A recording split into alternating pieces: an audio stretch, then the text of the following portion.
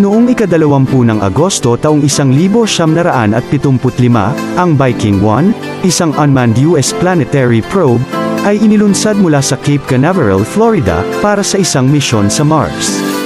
Ito rin ang unang spacecraft na nakarating sa Mars.